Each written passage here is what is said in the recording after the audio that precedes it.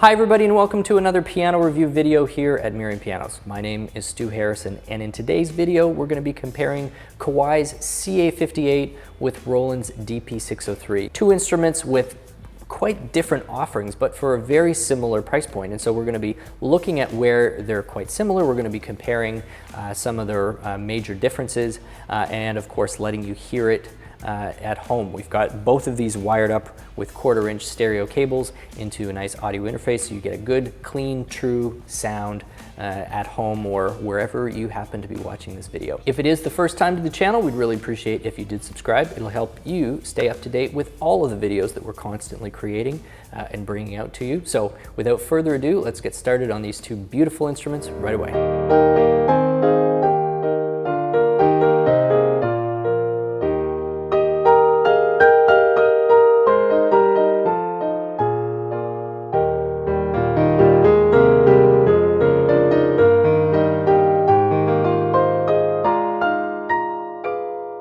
So I've got the Kawai CA58 on my left and the Roland DP603 on my right. And we're going to start with the sound because I think that's an area where both of these instruments really shine through and stand out in the marketplace, particularly in the price range that we are talking about.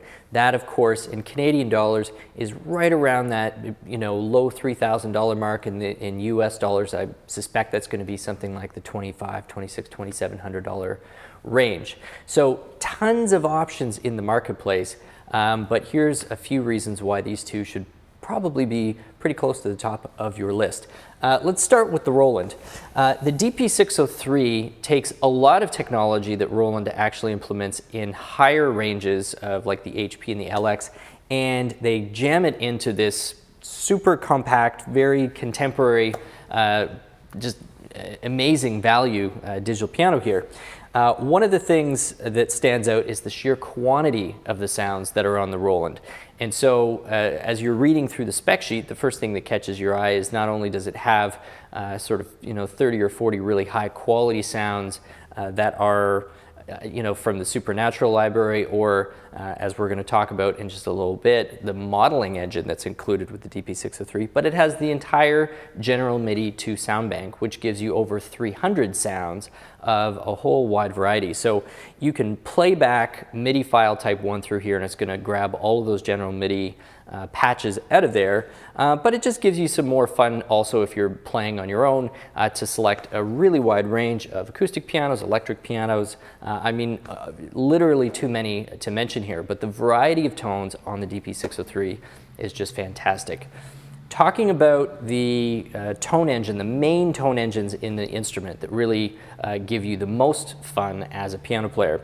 The DP603, besides the quantity of tones, also stands out because of the modeling. And this I need to draw your attention to because modeling is something that's relatively new to the digital piano world. It's not that new if you go into the software side of things, but to include it in digital piano is somewhat still pretty rare, especially in this price range, because you need pretty quick processing. You need a significant amount of memory that's loaded in there so that the instrument can actually generate the piano tone in real time, virtually without limits. And that's really what the modeling is. You're not drawing on a sample.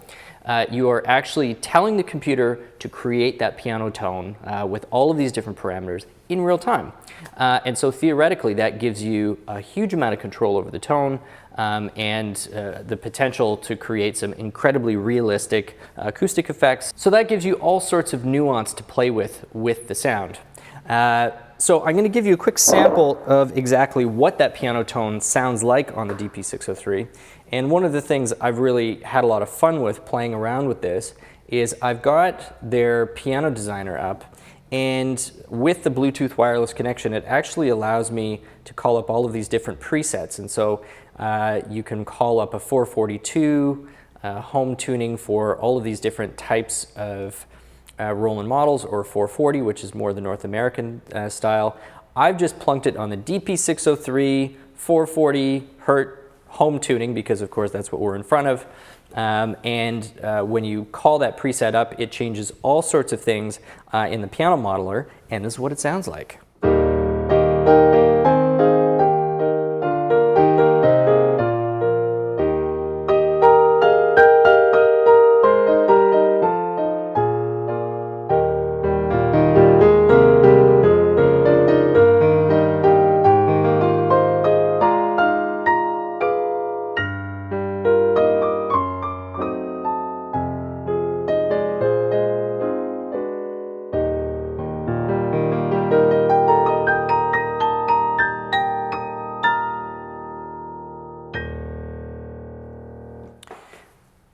But you can also quickly call up something like a European tuning,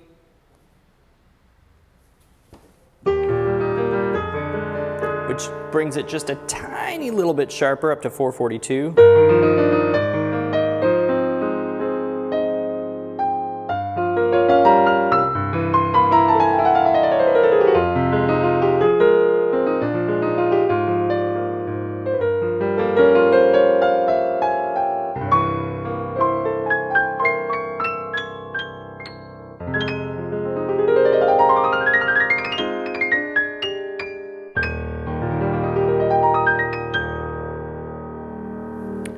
Tons of fun you can have with that. So we've got huge amount of sound, like plus 300 with the general MIDI 2, and then on the acoustic piano side of things, we've got this awesome piano modeler. And so, like we were talking about, you've got the presets that I was just talking about, but you can actually get in there and start meddling with all sorts of stuff, like how tall the lid is open, or the cabinet resonance, or the soundboard type, hammer response, full scale string resonance, duplex scale, damper. Goes on and on and on and on. I mean, these are all the different parameters that the computer's algorithm are taking into account when it generates that sound. Very, very cool stuff.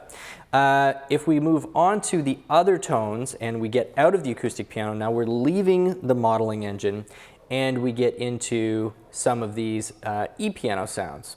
So like a tremolo E-piano.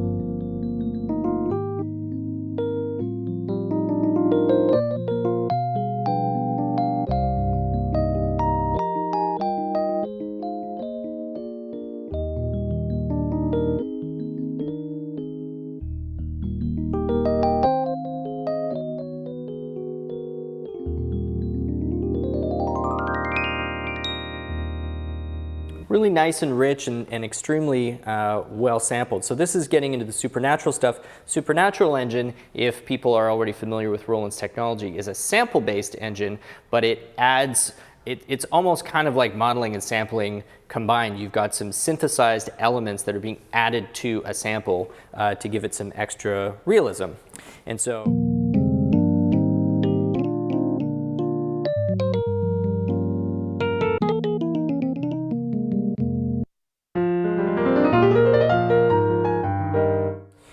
and then we've got organs and strings, other upright pianos, the drum sets, and of course the general MIDI 2 bank. On top of that, just like the Kawai we're going to be getting to in a second, you've got the ability to layer up the sounds, split the keyboard, and also operate in like a twin piano mode. So lots to love about the tone generation happening with the Roland. In terms of the speakers, because this is something that for a digital piano is actually a really critical element of how the sound reaches your ears. You can have a phenomenal tone engine inside the piano, but if the speakers aren't well matched to it, or either it's underpowered, or in some cases even I've played digital pianos where it's overpowered and the amplifier is overdriving the speakers, or the tone curve isn't well matched. There's a lot of complexity to getting this stuff right. The DP603 takes a rather different approach to its speaker placement and speaker power than other digital pianos that I've seen. It actually uses a speaker bar, which is straddled between the two sides of the stand. And that speaker bar is powered with 60 watts of sound, and so we've got 30 watts per side. Which compared to, say, the Kawai on paper, which has 100 watts, you'd think, man, that seems like it's going to be pretty underpowered.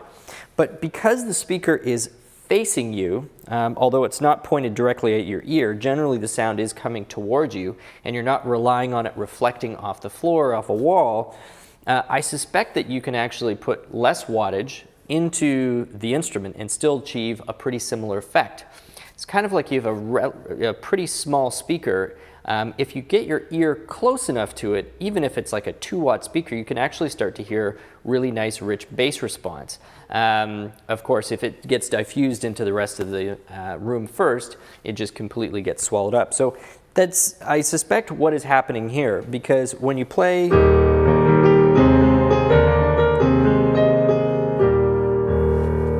the DP603, and we're at about mid-volume.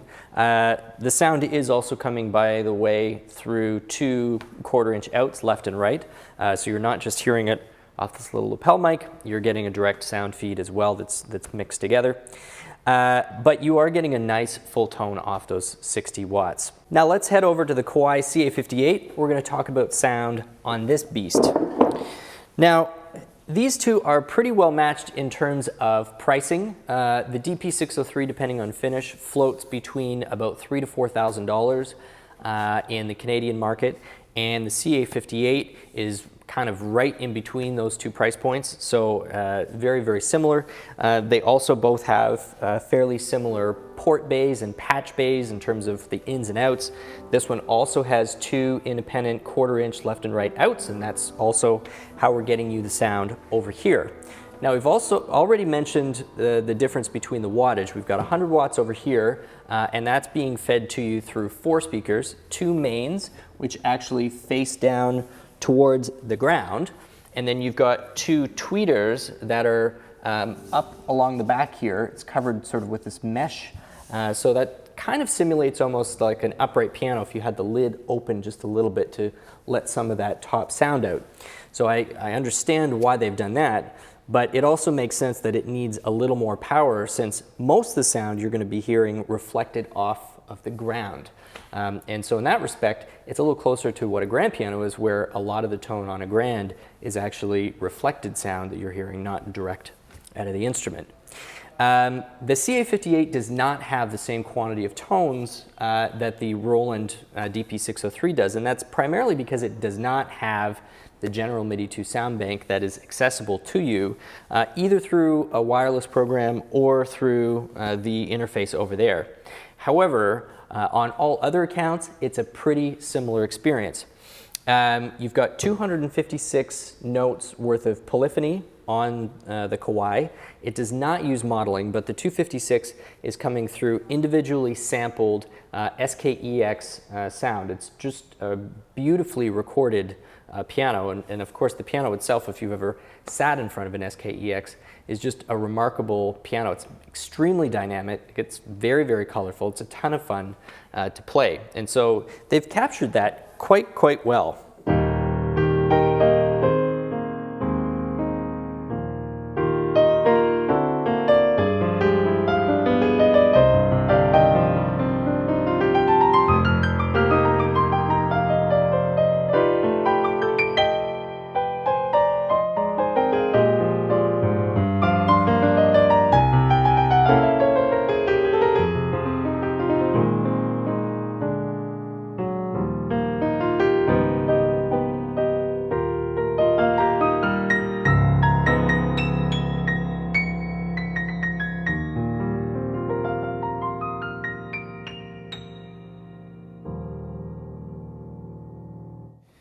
So that's a good example of the 58's main primary tone.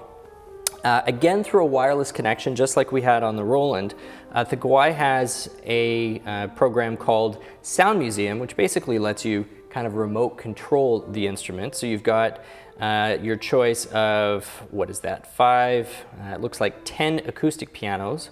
Again, all of which you have the ability to manipulate through the onboard virtual technician program. And so, as well as the wireless virtual technician program. So very similar approaches between the two. In terms of the piano tone on the CA58 versus the DP603, they both have such a wide variety of possibilities that it's kind of difficult to generalize in terms of which one might have a better piano sound.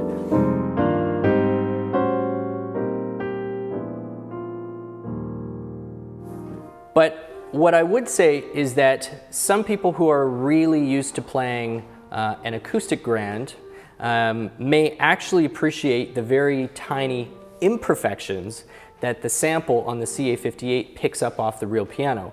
You may not realize that you're actually looking for those little tiny imperfections to add all of this extra color and texture to the sound, but it's certainly a factor. You can somewhat create some of that thickness or some of that grit on the Roland by playing with, say, the duplex scaling, and you can do a pretty good job of simulating that. And I really only hear it when you're talking about the top octave or two.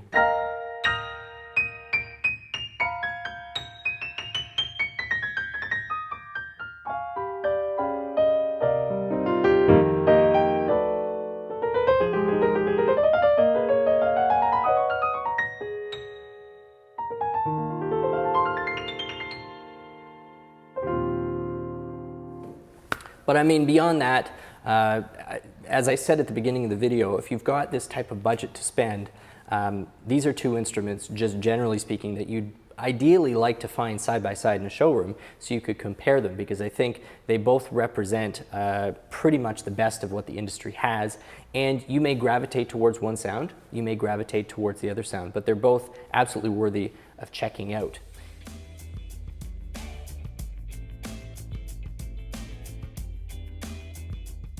So now let's move on to the actions. We'll start with the Kawai. The CA58 uses the Grand-Feel Compact action. Now this is fairly similar, and actually a commenter in one of the other videos pointed this out to me. I had said before that the Grand-Feel Compact was basically just a refresh of the Grand-Feel 1. They pointed out that the Compact is actually even a little bit shorter than the Grand-Feel 1, but generally speaking, it's the same type of approach where you've got a full-length wood key, it's pivoting on like a balance rail, just like in an acoustic piano. You've got a hammer that's giving that really nice simulation of motion. The key itself is solid wood, and most of the parts and materials used in that action really draw on the same materials that an acoustic piano does. So there's less simulation of the feeling going on and more just kind of a miniature representation of a real instrument, which you can definitely feel the more you play it. There's a greater level of, I think, sense of motion that's well matched to the piano when you're playing slowly and quickly, whether you're playing quietly or whether you're playing with a little more aggression.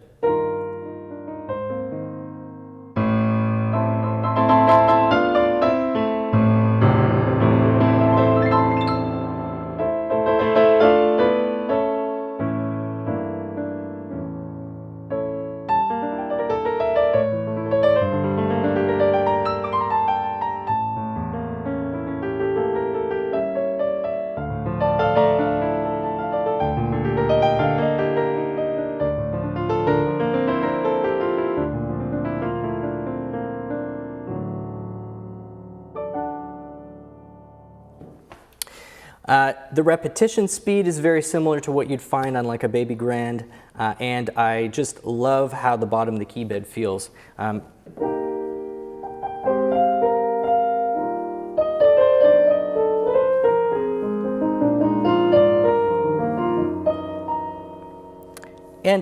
it's worth mentioning because it actually stands out to me. I really like the texture on the black keys. They're a little more grippy and a little more textured than what you find on most digital pianos on the black keys.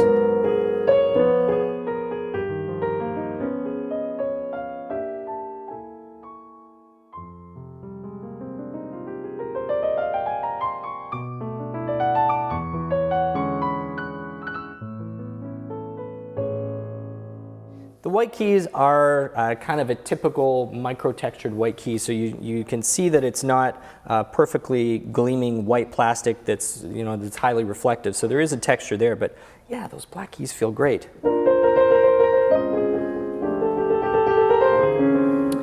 And then on the other end of that is a triple sensor, really nice, accurate touch. It's well matched to kind of the default touch curve that's in there. I don't know if you could hear,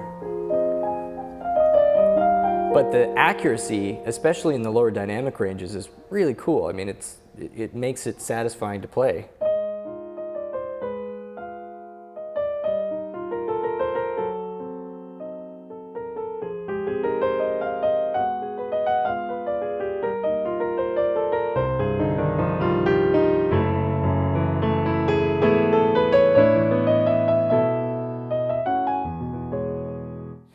Especially, and this may be a very small percentage, people who might be using the instrument to trigger like a VST within some sort of DAW software, and you've got some parameters that are highly linked to the dynamic output, like the velocity ranges.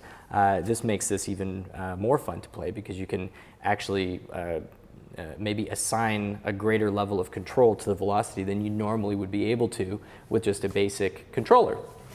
Anyway, so this is the Grand-Feel Compact.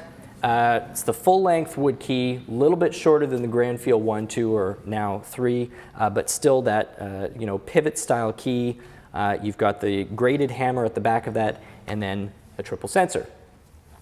Let's talk about the Roland. So back on the Roland, the action on this one is called the PHA50. Now this is an action that is also found on the RD2000. I believe it's found on quite a few of their HP and some of the LX models as well. This is, if I'm correct on this, I believe this is their second best action that Roland makes, and certainly with anything down in this price range, it's the absolute best that you can get. It's the same as what you get on the FP90, and as I mentioned, it's also the same as what you get on the RD2000. It is more or less a kind of an evolution of their PHA4, or I think there was an earlier version of the PHA50, and I'm not quite remembering the name of it. But essentially this also has the triple sensor, just like the Kawai does, so it's a pretty accurate output. I don't find that it has quite the same sensitivity to the lower velocity ranges as the Kawai, or at least that's what my sense is. But for some styles of playing, I actually prefer it over the Kawai. So it's not a all or nothing binary decision here. It's the kind of thing where you really do need to sit down and get a sense of what you respond to the most. The action is something I'm very used to as well on a personal level, because the RD2000 is the instrument that I gig with, and so I've spent, I don't know, literally like thousands of hours behind this thing playing in some pretty kind of high pressure situations, and I've never really felt like the action was any kind of creative impediment. In fact, I love it. I really, really enjoy playing it. It has these wood sort of sides to the key. My understanding is the entire middle of the key is not solid wood, but that wood side does kind of give a familiar texture to your finger when you're down in there. And I suppose it helps to weight the key a little more naturally without having to simulate that with something with a non-natural material. It's got a great faux ivory texture on the top, and then an ebony texture on the black key as well. And I forgot to mention on the Kawai, but both the Roland and the Kawai have escapement.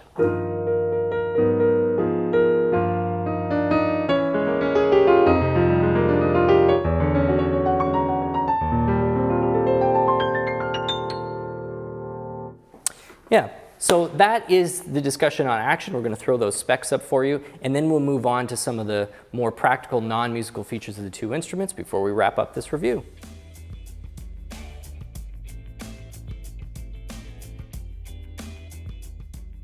So moving past all of the musical discussion into some of the more practical discussion, let's start with the DP603 case. This is a really nice, slender, contemporary case that takes up about as little floor space as you could possibly think of for an instrument of this quality. The top lid actually becomes the music desk, and vice versa. It's got a nice slow fall on it. Of course, we're looking at the one that's in, as you can see, high gloss white, but this is also available in high gloss black as well as classic black. It's got a nice beefy music desk, and I love the fact that they've got a felt strip here, so you don't have to go and put little rubber stoppers to keep your music from skidding all over the place. I mean, it would be nice if it was just a touch wider, but even still, this is wider than quite a few that are out there. And as I said, I really appreciate the fact that Roland has put that little felt strip. It makes it extremely easy to keep music planted and not skating all over the place. It comes with an integrated stand and a triple pedal board. It's sleek, it's not bulky, but it is remarkably strong. This isn't going to be tipping over. You can kind of kick these 2 feet out at the back to give it some extra vertical stability. And then besides all of the cabinet features, some of the other internal features of this, which are so cool, especially if you're a classical player, is that it's got tons and tons of very famous, well-known, what would you call this? I guess classic pieces. And they're in here for you to both just listen to, but they're also here for you to play along with. And this is more fun than it actually sounds like it would be. So you've got masterpieces from Bach and Mozart and all sorts of stuff, with like the full orchestral thing in the background.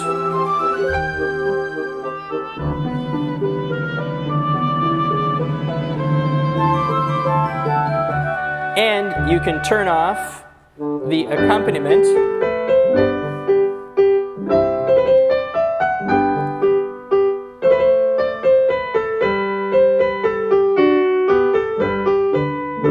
or just like your left hand you could turn off, or you can completely turn off all the piano.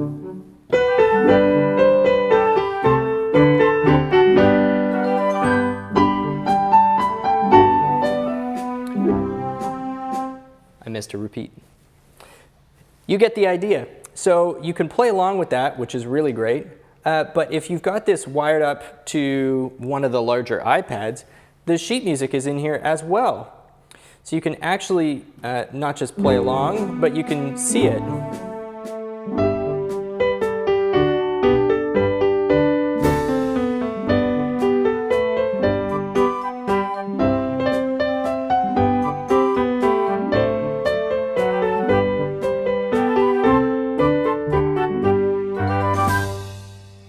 Like I said, this is a lot more fun than it sounds on paper. I could easily lose a few hours of my life doing this. Getting back to the other features, so we've got that whole accompaniment thing going on with the classical pieces, and then through the Piano Partner 2, you actually have the rhythms, the auto accompaniment rhythms, which you can access. It's important to note you can't access that through any of the onboard controls. You have to use the app for this. But this is the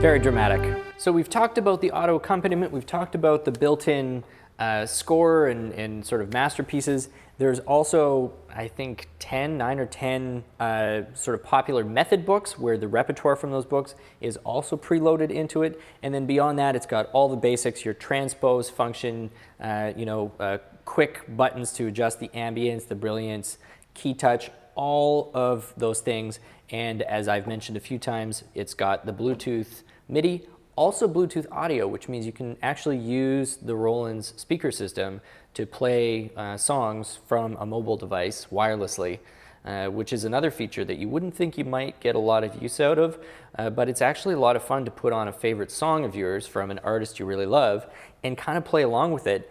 And it makes it quite a bit more engaging to have the sound coming out of the same place as the piano.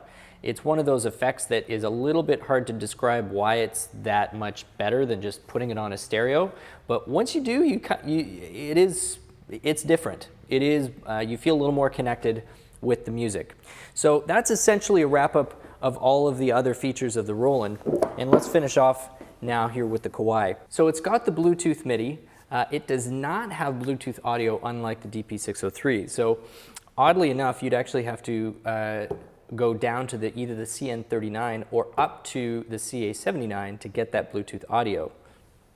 However, you've got the Bluetooth radio, so you can integrate with a lot of that DAW software, and of course have the wireless connection to a tablet, so you can use those apps that we were telling you about and showing you.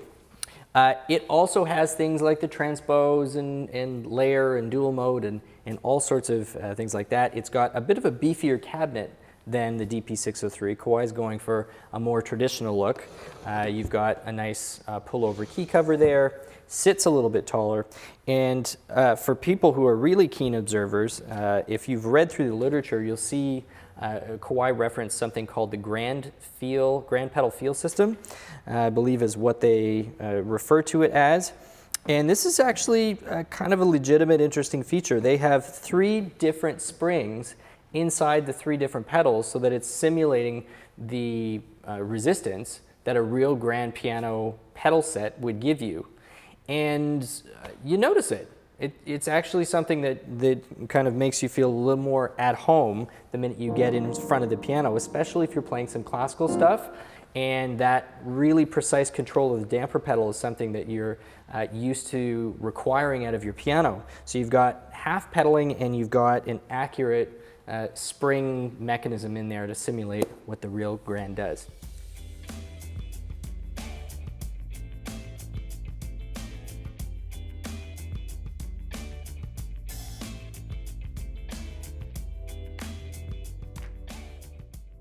So let's sum all of this up, because we've got 2 instruments that really bring slightly different sets of features to the market, but essentially at the same price.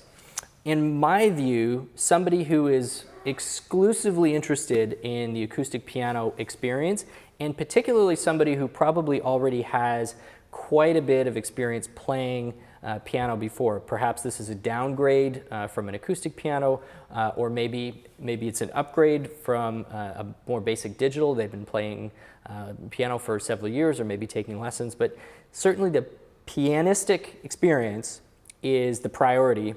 I think it may gravitate a little bit more towards the CA58 because of the action and because of that really beautiful sample set, that SKEX sample set, as well as just the Onkyo speakers inside, the Onkyo processing, and the, the 100 watts of power. You do get just this depth of presence, which is really beautiful to play on.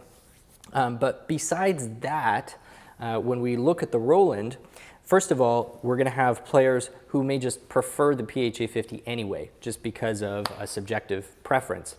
But my guess is maybe somebody who is more used to digitals versus acoustics, and they're going to like the extra little weight that the PHA50 gives compared to a lot of other digitals. But for somebody who is, say, learning the piano, and this is going to be their first foray into the instrument, you're looking for lots of ways to stay engaged and connected and having fun with your instrument. I mean, the DP603 has oodles and oodles and oodles of excuses to stay in front of it, stay engaging with piano music, experimenting with all sorts of different sounds. And the quality of the tone out of this 60-watt speaker bar is pretty remarkable as well. So I hope you have really enjoyed the comparison, but most of all, I hope it sparks your imagination and your interest to go and hear one or both of these instruments in a showroom. Let us know what you've thought of the video. Please leave a comment. We do try and get to as many of those as we possibly can. And if you haven't already, we'd really appreciate if you did subscribe to the channel. It'll help you stay up to date every time we come out with one of these new videos, and we'd really love for you to stay watching. My name's Stu Harrison. We've been here at Merriam Pianos. Hope you have a great day, and we'll see you back for more videos soon.